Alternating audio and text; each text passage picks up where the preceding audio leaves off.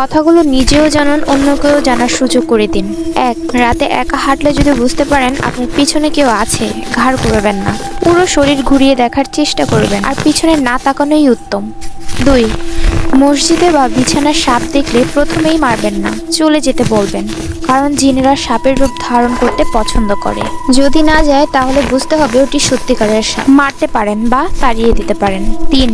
যদি রাতে কখনো দেখেন গাছের ডাল বা বাঁশ ঝুঁকে আছে, এর উপরে বা নিচ দিয়ে যাওয়ার চেষ্টাও করবেন না, তখন সূরা ইখলাস পাঠ করুন।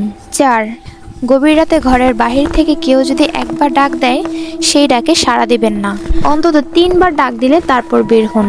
5. যদি কখনো গাছের ডগায় বা ডালে অস্বাভাবিক কিছু দেখতে পান, দ্বিতীয়বার না তাকিয়ে মাটির দিকে তাকিয়ে চলে যান। 6. যদি রাতে আপনার রুমে এসে দেখেন আপনি আপনার রুমে বসে আছেন, ভয় না পেয়ে চোখ বন্ধ করে আয়াতুল কুরসি পড়তে থাকুন, তারপর চোখ খুলবেন। ভয় পাওয়ার কোনো কিছুই নেই, এটা আপনার সাথেই থাকা কারেন্ট জিন। 7. রাতে কখনো চিত হয়ে ঘুমাবেন না, আর যদি ভয়ের স্বপ্ন দেখেন বুকের বাম পাশে 3 বার থুতু ফেলবেন। 8. পুকুরে বা নদীতে গোসল করার সময় যদি দেখতে পান আপনার পা টেনে কেউ নিচের দিকে নিয়ে যাচ্ছে, তাহলে প্রথমেই চিৎকার করবেন না, প্রথমে কষ্ট হলেও দোয়া ইউনুস পাঠ করুন। 9.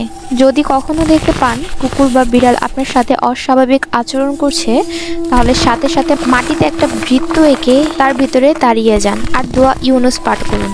10. যদি কখনো রাতের বেলা পথ হারিয়ে ফেলেন বা একই রাস্তা বারবার চলে আসেন, তাহলে আজান দিবেন, ঠিক হয়ে যাবে।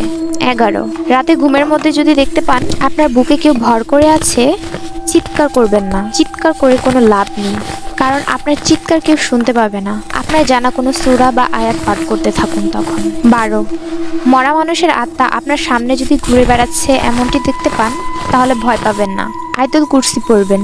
জিনেরা এমনটা করে থাকে মানুষদেরকে ভয় পাওয়ানোর জন্য, শুধু সালাম দিয়ে চলে যাবেন। 13. কবরস্থান পবিত্র জায়গা হলেও সেখানে গুল নামক জিন থাকে, সতর্ক হওয়া উচিত। আয়নার মধ্যে জিন প্রবেশ করতে পারে, তাই পর্দা দিয়ে রাখবেন। বাথরুমে আয়না রাতে না দেখাই ভালো। আশা করি কথাগুলো মস্তিষ্কে গেঁথে রাখবেন, কাজে আসতে পারে।